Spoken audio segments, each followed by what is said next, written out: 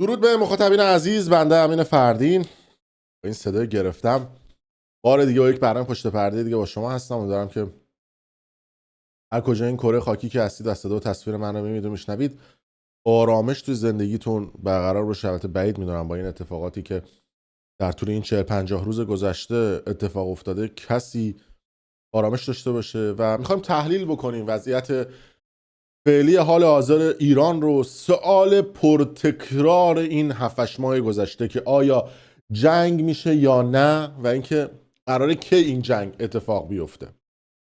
شما اگر این سوال رو از سناتورهای امریکایی هم همین الان بپرسید نمیتونم به شما جواب قطعی بدم. از خفن‌ترین تحلیلگرهای سیاسی بخواید بپرسید قطعی نمیتونن به شما جواب، بلکه بر اساس تحلیل و آنالیز و حدس و گمانه که همه میتونن بگن آقا الان ممکنه جنگ بشه، الان ممکنه جنگ نشه. اما تصمیم گیرنده اصلی تو این قضیه 2 نفرن، خامنه ای و ترامپ. خامنه ای از یه سمت که بخواد حمله پیش دستانه بکنه، ترامپ از اون طرف که بخواد به اسرائیل بگه که بخواد به ایران حمله بکنه. اما شرایط حال حاضری که اتفاق افتاده، هی مدام ترامپ میگه که خواهیم دید چه میشود، خواهیم دید چه اتفاقی رخ میده. میشه اینو تحلیل و آنالیز کرد، میشه گذاشتش توی ترازو و بررسی کرد که قراره چه اتفاقاتی رقم بخوره. من حقیقت این مذاکره آخری که توی ژنو انجام شد و خامنه ای اومد سخنرانی کرد و آمریکا رو به نوعی تهدید کرد، به نوعی اومد حالا قلدری صحبت کرد، یه مقداری دلم لرزید. گفتم که اینا احتمال این که بخوان تفاهم کنن یا تفاهم کرده باشن خیلی بالاست. دلیلم داشتم برای این حرفم، نه اینکه ایران ابرقدرت منطقه است الان خامنه ای اومده سخنرانی کرد و نه، یه دلیل خیلی مهم داره. اونم این هستش که به حال میشه اینو تحلیل کرد دیگه. من میگم هیچ چیزی قطعیت نداره. من مثلا اومده بودم یه تحلیل 6-7 سال پیش کرده بودم راجع به وضعیت موجود تو ایران. این دوستان ارزشی پرزشی چپ راست بالا پایین اومدن یه دقیقه از اون تحلیل منو برداشتن گفتن که آره ببین آقا من 20 دقیقه صحبت کردم یه دقیقه شدم حالا مهم نیست اون. ولی خب اون تحلیل اون موقع بود، این تحلیل الانه. همین الان داریم این تحلیل کنیم، شاید فردا چیز دیگه بشه. من الان مثلا شنیدم که امشب قراره که حملات محدود اتفاق بیفته، چیزی که من شنیدم. حالا نمیدونیم که چه اتفاقی خواهد افتاد، هیچ کسی نمیدونه حقیقت. اما بر اساس تجربیاتی که قبلا وجود داشته، ایران هر موقع میرفته پای میز مذاکره با آمریکایی‌ها میشسته، سعی میکرده که تمام امتیازاتی که آمریکایی‌ها میخوان بگیرن رو بهشون بده. این قانون جمهوری اسلامی بوده. اما در کنار این امتیازاتی که میداده، یه سخنرانی هم اشانتیون از آمریکایی‌ها میگرفته. میگفت آقا ما باید تو مملکتمون سخنرانی بکنه خامنه‌ای، بعد بگه که مرگ بر امریکا، مرگ بر فلان جا، بعد بیاد شما رو تهدید بکنه. این سخنرانی خامنه‌ای مصرف داخلی داره نه مصرف خارجی، چون یه سری تندروها داخل هستن که بعد بهشون جواب بدن، بعد به مناجع تقلید قم جواب بدن، به یه سری تندروها بعد اینا جواب بدن تو اون سیستم. آمریکا میگه اوکی تو امتیازات تو بده، اصلا برو فوش خار مادر به من بده. مهم نیست براشون. مهمه که اون نفته بگیره. اون مثلا چند سال پیش اصلا تو رسانه ها نیومد احمدی نژاد با اوباما تو عمان دیدار کرده بوده، چرا این قضیه تو رسانه ها مطرح نشد؟ رفت قشنگ نشست پای میز، مردم صبح زود سر صف مدرسه میگفتن مرگ بر امریکا، مردم توی 22 بهمن میگفتن مرگ بر امریکا، اینا نشستن با امریکایی سر یه میز جوجهشون رو میزدن. الانم وقتی که این سخنرانی خامنه ای کرد من گفتم اوه این احتمالاً امتیازات داده، یه سخنرانی هم اشانتیون گرفته. این یه تحلیله که میشه بهش رفرنس زد دیگه، تا بودم همین بوده. به حال اینا هم وقتی میرن با آمریکا پای میز مذاکره میشینن میگن آقا ما امتیازات رو بهت میدیم ولی بعد تو بذاری ما بریم اینقدر سخنرانی بکنیم، صحبت بکنیم. چرا؟ چون اگر این کارو نکنیم از مقبولیت ما میفته، از اعتبار ما میفته دیگه، ما اعتباری نداریم به تو امتیاز بدیم، پس ما باید بتونیم بریم اونور سخنرانی بکنیم. این یه تحلیله. باید همه گزینه‌ها رو بذاریم کنار هم دیگه. از اون طرف آمریکا 2 تا ناوشکن آورده، ناوشکن آورده و زیردریایی‌های زیادی رو فرستاده سمت خاورمیانه و نزدیک ایران تا دلتون بخواد جنگنده آورده. وقتی جنگنده‌های F-22 رو بلند میکنه معمولا اونا چون هزینه بره الکی بلند نمیکنه.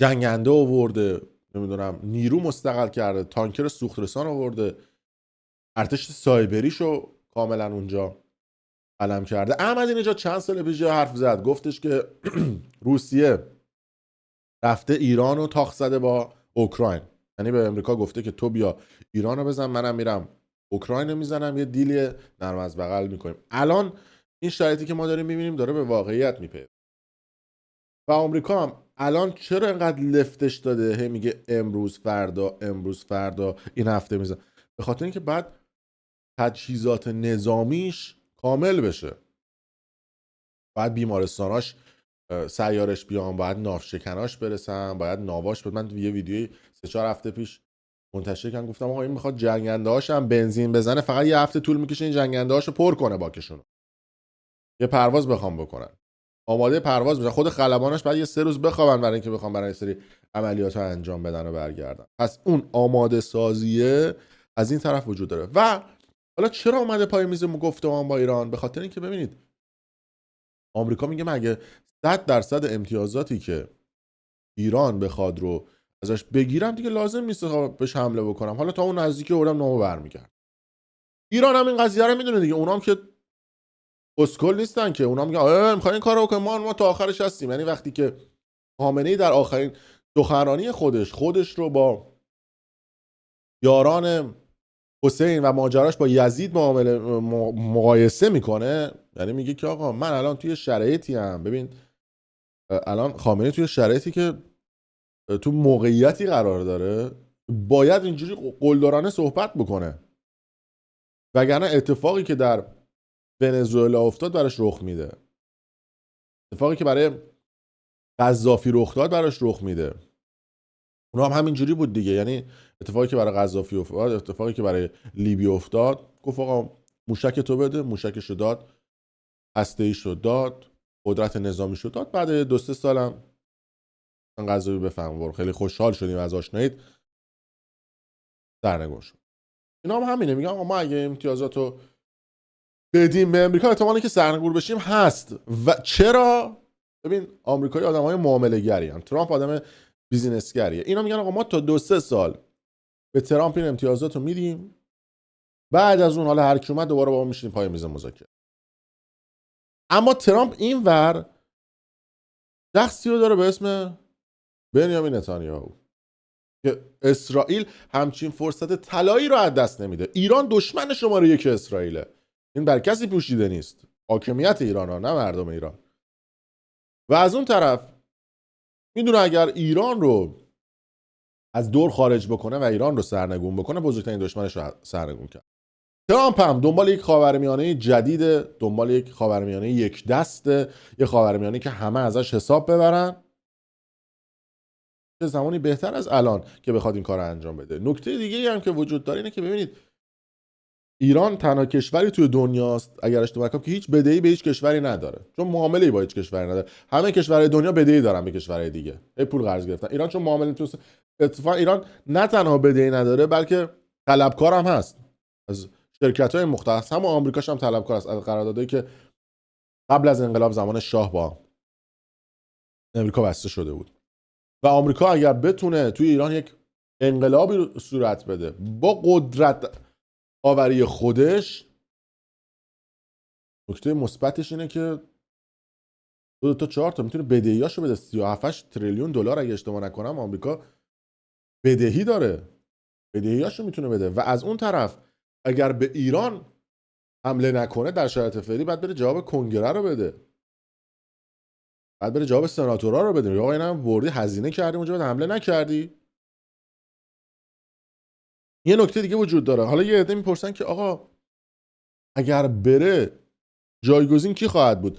یه صحبتی رو معاون ترامپ توی کنفرانس امنیتی مونیخ انجام داد که من دیدم خیلی از رسانه‌ها به این قضیه پرداختن که سوال شد از گرام که آقا شما به عنوان یک سناتور از شاهزاده رضا پهلوی حمایت میکنی؟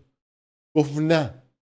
اما یه اما هم گفت، بعدش توضیح داد، گفتش که ما در جایگاهی نیستیم که بخوایم حمایت بکنیم. آقا ارزشیا، جدایی طلبا، چپا، راستا، بالاها، پایینا، دیدید امریکا از شاهزادتون حمایت نکنه.